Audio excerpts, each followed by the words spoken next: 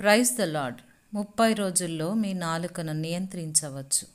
నేర్పుగా పని జరిగించుకునే నాలుక అని ఈరోజు ధ్యానానికి స్వాగతం.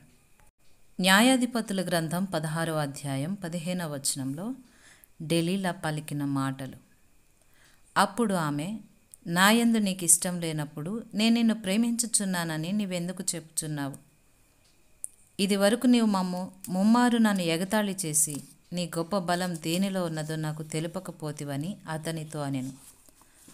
సంసోను దేవుని చేత ఎన్నిక చేయబడినవాడు, కానీ భక్తిహీనులైన స్త్రీల పట్ల వ్యామోహం పెంచుకున్నాడు. ఇశ్రాయేలు ప్రజల్ని ఫిలిష్తీయుల అధికారం నుండి విడిపించడంలో కీలక పాత్ర పోషించటానికి తల్లి గర్భమున పడినది మొదలుకొని అతడు ప్రత్యేకపరచబడ్డాడు.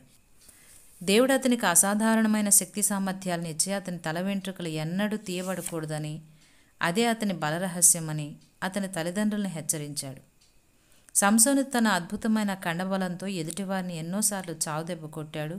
అతని శత్రువులు అతని ఎదుట ఏమాత్రం నిలవలేకపోయారు.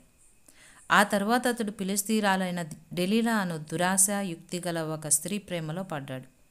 అనేకసార్లు సాధింపు మాటలతో నీకు నిజంగా నా మీద ప్రేమ ఉంటే అనే అపరాధ భావానికి గురిచేసే మాటలతో సంసోన్ని మభ్యపెట్టి తన మహాబల రహస్యాన్ని చెప్పమని పోరు పెట్టింది.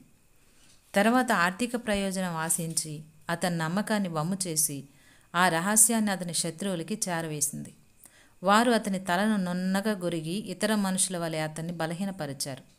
వారు అతన్ని లోపరుచుకొని అతని కళ్ళని ఊడబెరికి సంకెళ్లతో బంధించి చెరసాల్లో తిరగలి విసరడానికి నియమించారు. విచ్ఛిన్నమైన శక్తిహీనుడైన సంసోను తన పూర్వ వైభవాన్ని తిరిగి ఎన్నడూ పొందలేకపోయాడు. ఒకరోజు ఫిలిష్తీయులు అతన్ని ఆట పట్టించడానికి రప్పించారు. అతడు దేవాలయపు 2 స్తంభాల మధ్య నిలబడి ఒక్కసారి మాత్రమే తనను అసాధారణ శక్తితో బలపరచమని ప్రార్థించి ఆ భవనాన్ని అక్షరాలా కూల్చేశాడు. ఆ నిర్మాణం కూలిపోవడంతో సంసోను, అక్కడున్న 3000 పైగా వీక్షకులు, ప్రభుత్వాధికారులు మృత్యువాత పడ్డారు. ఇది మోసపుచ్చు స్త్రీ సాంగత్యం వలన బలహీనుడైన ఒక మహాబలవంతుని దీనగాథ. నేడు అనేక మంది పురుషులు ఎక్కడ తమ గుట్టుమట్లన్నీ బయట పెట్టుకుంటామోననే భయంతో, డెలీలా ఫోబియాతో బాధపడుతున్నారు. తమ బలహీనతల్ని తమ జీవిత భాగస్వాములకి చెబితే వారు తమకు వ్యతిరేకంగా దాన్ని ఎక్కడ ఉపయోగిస్తారోననే భయంతో తమ బలహీనతల్ని తమలోనే దాచుకోవడం మేలనే నిర్ణయం కలిగి ఉన్నారు. నిజానికి ఇలాంటి భయం వారి అన్యోన్యతని దూరం చేస్తుంది.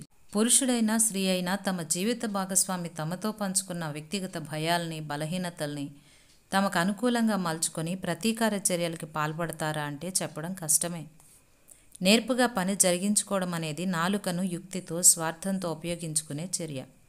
తమ కుయుక్తితో పనులు చక్కబడుతున్నాయని వీరు గ్రహిస్తే తమలో ఉన్న ఈ నైపుణ్యం గురించి వారు ఇంకా అతిశయిస్తారు.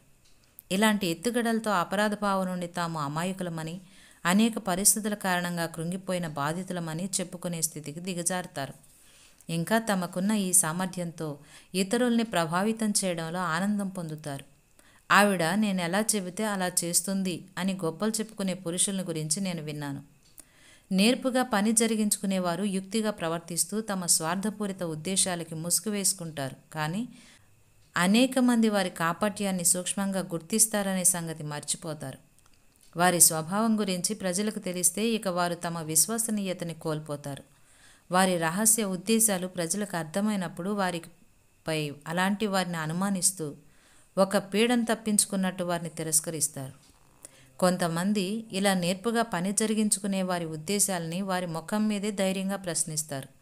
యేసు శత్రువులు భక్తిగల వారనే ముసుగులో కొంతమంది వేగుల వారిని ఆయన వద్దకు పంపగా ఆయన ఇలాగే వారిని సూటిగా ప్రశ్నించాడు.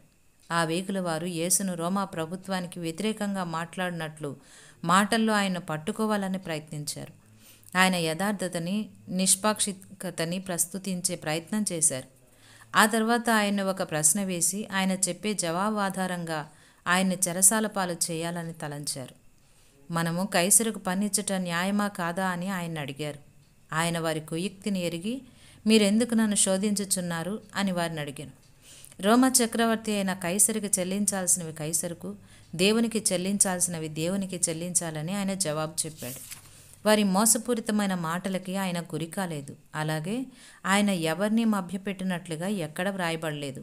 ప్రతి ఒక్కరికి శ్రేష్టమైన జీవితం అనుగ్రహించాలని ఆయన కోరుతున్నాడు.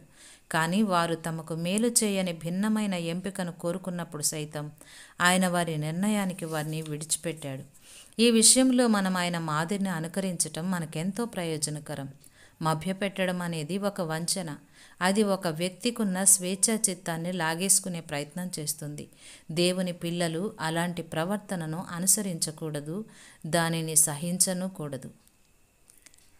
ఈరోజు తీర్మానం: నేను దేవుని ఎదుట యథార్థంగా ఉన్నాను కనుక ఆయన నాకు మేలు కలిగించి నన్ను ఆవరించి ఉన్నాడు. కనుక నా స్వలాభం కోసం లేక స్వప్రయోజనం కోసం నేనెవరిని మభ్యపెట్టాల్సిన అవసరం నాకు లేదు. ప్రియ స్నేహితులారా, మీ తీర్మానమే గనక ఇదే అయితే దేవుడు మిమ్మల్ని దీవించునుగాక. ఆమెన్.